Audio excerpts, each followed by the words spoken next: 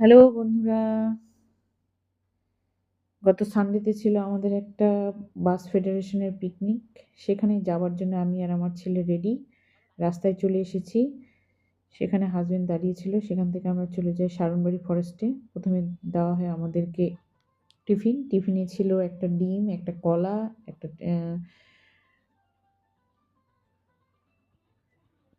কেকের প্যাকেট এবং একটা করে মিষ্টি।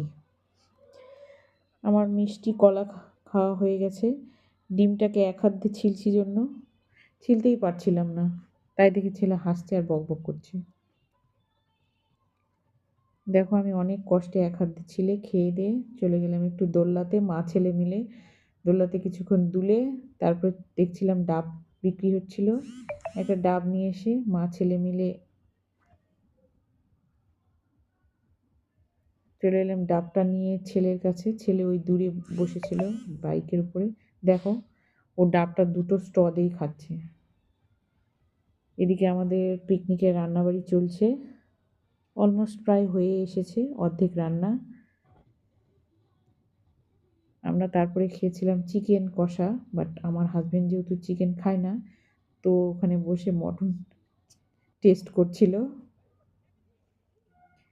তারপরে আমি আর আমার ছেলে বসে, সব লোকজনরা বসেছিল, টাইম পাস করছিলাম, ওয়েট করছিলাম কখন রান্না হবে।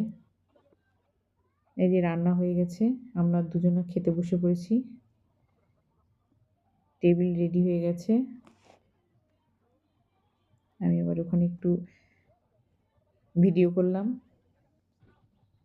আমাদের খাওয়া দাওয়া হয়ে গেছে। খাওয়ার ক্লিপটা আমি নিতে পারিনি, যেহেতু হাত অসুবিধা হচ্ছিল। আমি আর আমার ছেলে খেয়ে দিয়ে বসে আছি। হাজব্যান্ড একটু